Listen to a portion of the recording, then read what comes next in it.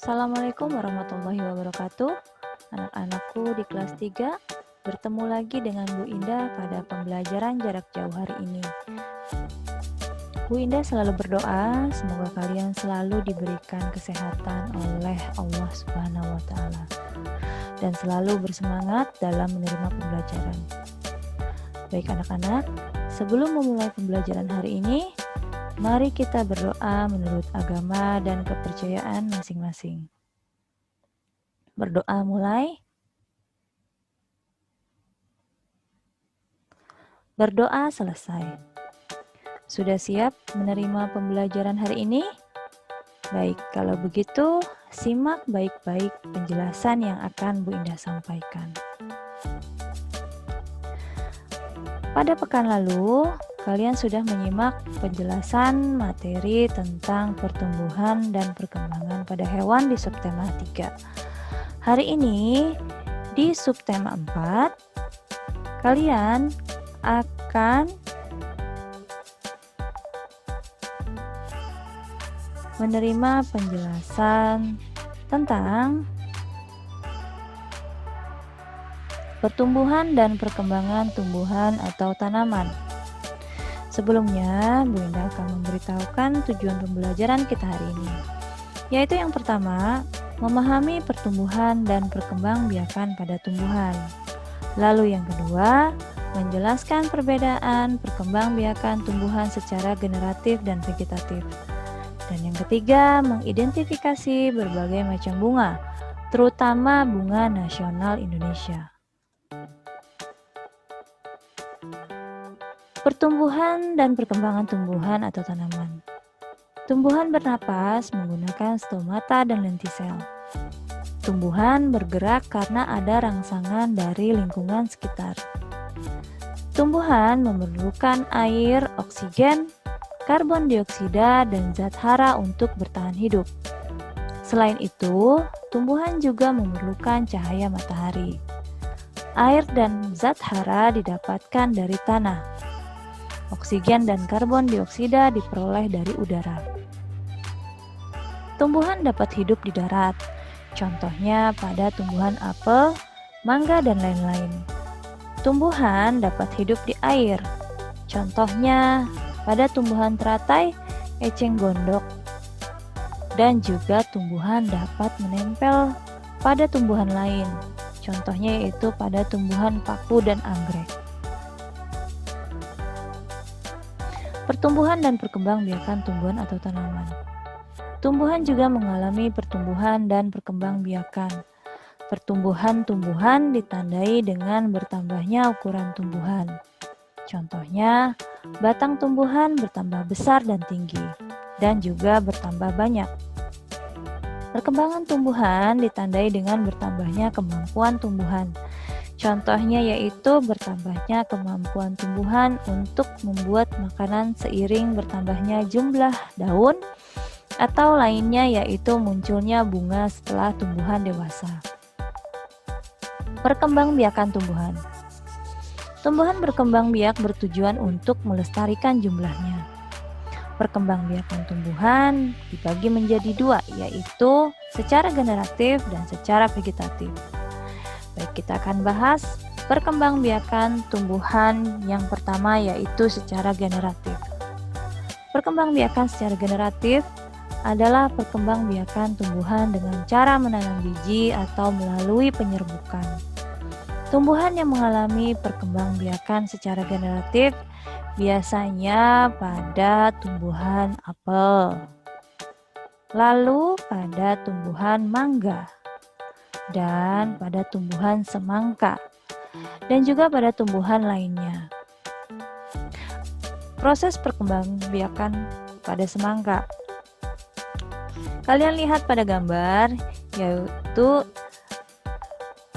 daur hidup pada tumbuhan semangka, yaitu proses perkembangbiakannya secara generatif.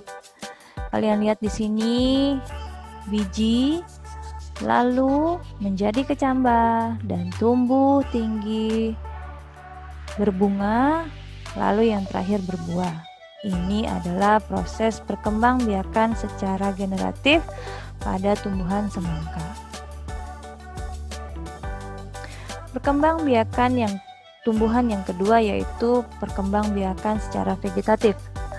Perkembangan vegetatif adalah perkembangbiakan tumbuhan tanpa melalui menanam biji. Perkembangbiakan secara vegetatif dapat dilakukan dengan dua cara, yaitu yang pertama secara alami atau tanpa bantuan manusia. Lalu yang kedua secara buatan atau dengan bantuan manusia. Kita akan bahas perkembangan secara vegetatif alami.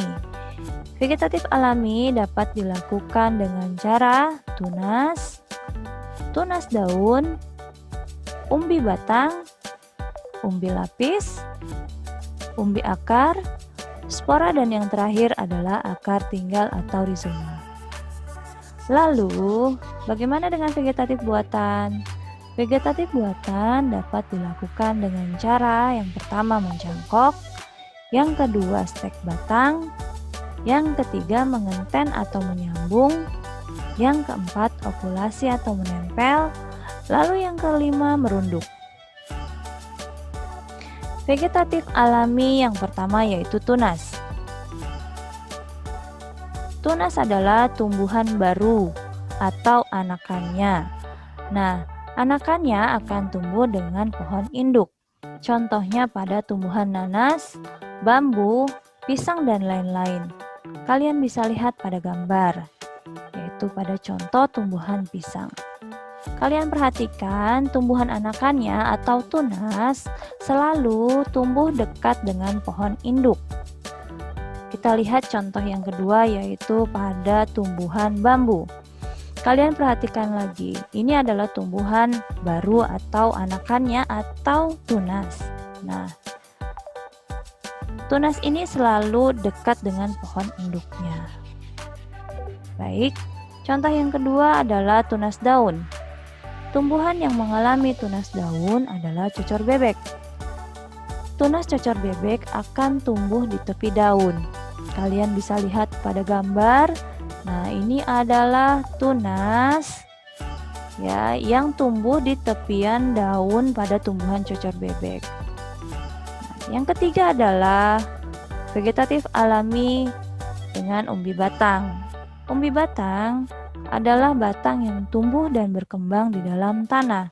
Contohnya yaitu pada tumbuhan kentang. Lalu vegetatif alami yang selanjutnya yaitu umbi akar. Umbi akar berasal dari bagian akar. Umbi akar tidak berbuku-buku dan tidak memiliki mata tunas. Dan akar yang tumbuh membesar karena berisi cadangan makanan. Contohnya pada tumbuhan wortel, singkong, dan lain-lain. Nah, kalian bisa lihat pada gambar. Vegetatif alami yang kelima, yaitu umbi lapis. Umbi lapis terbentuk karena tumpukan daun yang tersusun secara rapi dan rapat. Memiliki mata tunas, contohnya pada bawang merah, bunga bakung, dan lain-lain.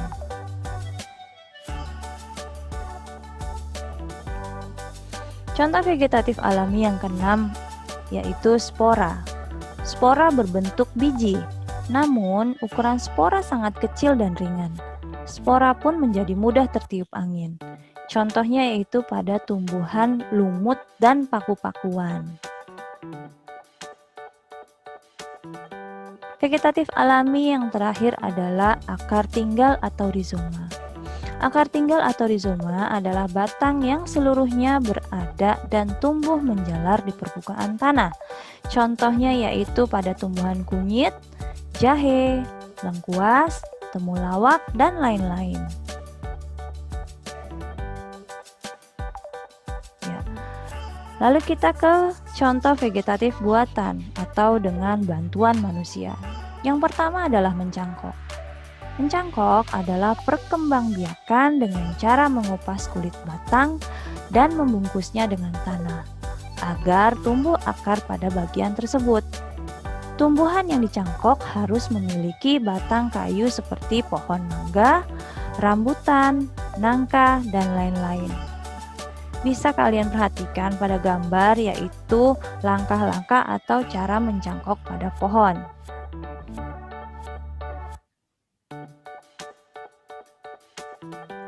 Vegetatif buatan yang kedua adalah dengan cara setek. Setek adalah perkembangbiakan dengan cara memotong bagian tumbuhan, kemudian ditanam langsung ke tanah. Contohnya pada tumbuhan singkong. Bagian tumbuhan yang dapat digunakan yaitu akar, batang, dan daun tanaman. Kalian perhatikan lagi pada gambar, yaitu cara setek pada singkong.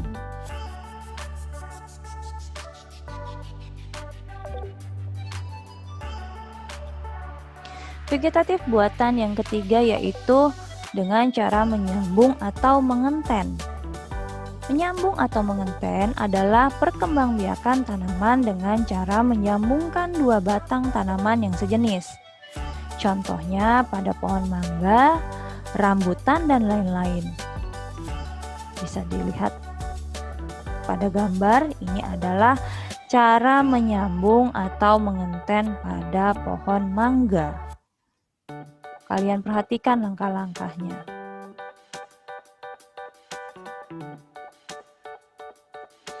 Lalu yang keempat adalah vegetatif buatan dengan cara okulasi atau menempel.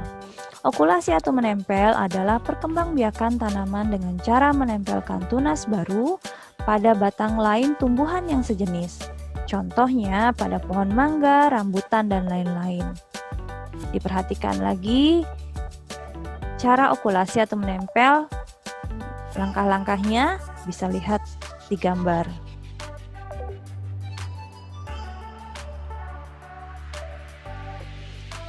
Lalu vegetatif buatan yang kelima, yaitu dengan cara merunduk. Merunduk adalah perkembangbiakan dengan cara membenamkan bagian batang tumbuhan ke dalam tanah dan mempertahankan posisi ini sampai tumbuh akar pada bagian batang tumbuhan. Nah, biasanya cara vegetatif buatan ini diaplikasikan pada tumbuhan stroberi. Kalian bisa lihat pada gambar, yaitu cara merunduk pada tumbuhan stroberi.